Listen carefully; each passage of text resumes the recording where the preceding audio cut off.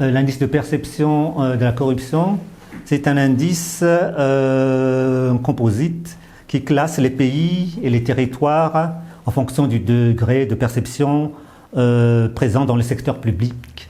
Une note qui est près de 100 est un pays qui est perçu comme généralement intègre, et une note qui a un indice, un score près de 0 évidemment, est un pays qui est perçu comme très très corrompu. L'IPC 2020 que nous avons présenté indique l'état de perception de la corruption comme ça a été en 2019, mais pas en 2020. Les études pour 2020 ne sont pas encore achevées.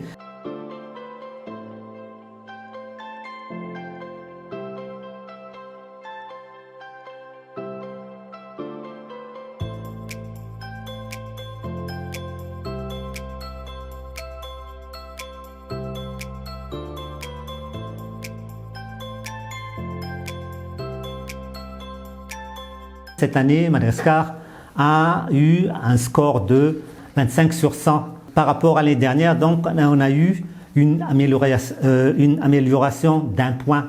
Le score de l'année dernière était de 24 sur 10. C'est vrai qu'on a eu une amélioration et c'est déjà aussi un encouragement. Mais nous devons quand même nous mettre en tête que 25 sur 10, ça fait 25 sur 100, excusez-moi, 25 sur 100, ça fait 2,5 sur 10. C'est encore une note très très très basse.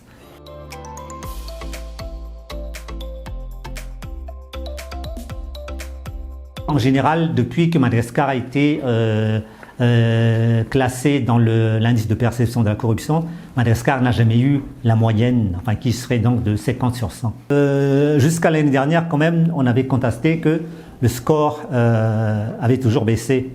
En 2012, ce score était de 32, et puis ça avait toujours baissé, 28, 28, pendant de 2013 à 2015. En 2016, c'était 26. En 2017, c'était 24. En 2018, c'était 25. Ça a de nouveau baissé à 24 l'année dernière. Et donc en 2020, c'était 25.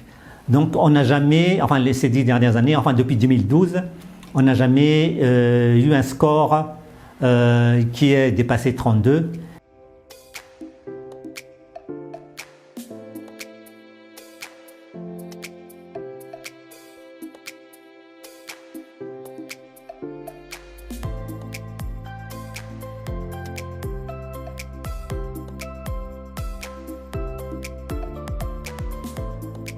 La moyenne globale des pays au sud du Sahara est de 32 sur 100.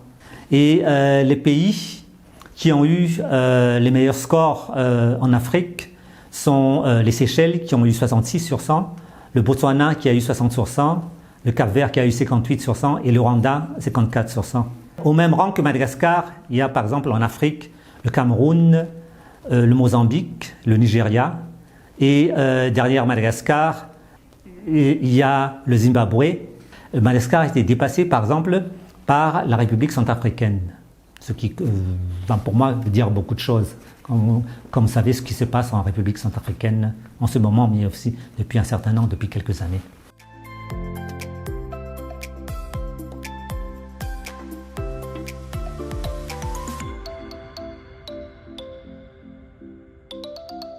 Par rapport à cette loi sur les parcs même, vous savez que un organisme social a déjà aussi émis son opinion. Le comité de sauvegarde de l'intégrité, le CSI, a déjà aussi émis son opinion il y a quelques jours, juste après la sortie de l'IPC, qu'ils étaient contre la révision de cette loi.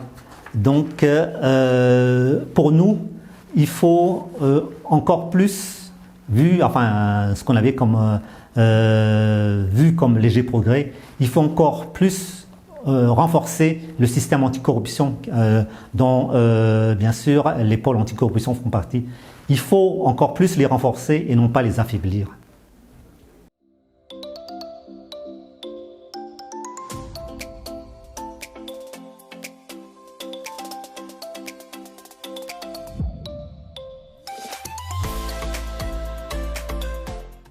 Dans le cadre de la présentation de l'indice de perception de la corruption 2020, Le mouvement international, donc Transparency International, a aussi émis quelques considérations liées à la gestion de la crise de Covid-19, parce qu'ils ont pu certaines observations, même si les résultats IPC influencés par le Covid-19 ne seront connus que l'année prochaine.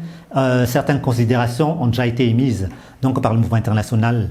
Et ainsi, il a été observé que même les pays qui ont obtenu des scores plus élevés à l'IPC, même ces pays ont été confrontés à des problèmes de corruption, notamment à un manque de transparence dans les dépenses publiques en réponse à la crise donc, de Covid-19. En 2020, les signalements de corruption liés à la Covid-19 se sont multipliés dans le monde entier. Les pays où la corruption est plus répandue sont les moins bien équipés pour gérer les crises. Non seulement la corruption fragilise la riposte sanitaire mondiale à la Covid-19, mais elle alimente aussi la crise démocratique. Les pays où les niveaux de corruption sont plus élevés sont souvent ceux où les atteintes à l'état de droit et à la démocratie sont les plus graves dans le contexte de la gestion de la crise liée à la Covid-19.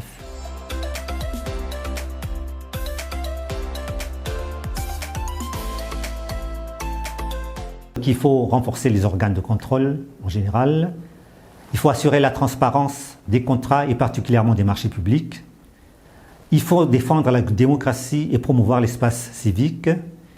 Il faut assurer l'accès des citoyens à l'information publique. Et donc, là aussi, donc, il faut enfin sortir cette nouvelle loi sur l'accès à l'information. Il faut protéger les lanceurs d'alerte. Il faut je crois, une grande influence sur la corruption. Il faut accélérer la digitalisation de l'administration. Et donc, comme je l'avais dit tout à l'heure, il faut sauvegarder à tout prix l'indépendance du système anticorruption, donc dans les pôles anticorruption, mais il y a aussi dans le CSI, le Bianco. Il faut bien sûr continuer à lutter contre l'impunité à tous les niveaux. Donc pas seulement là en ce qui concerne la petite corruption, mais surtout la grande corruption. Et en ce qui concerne les événements plus récents, donc il faut renforcer la transparence dans la gestion de la crise actuelle.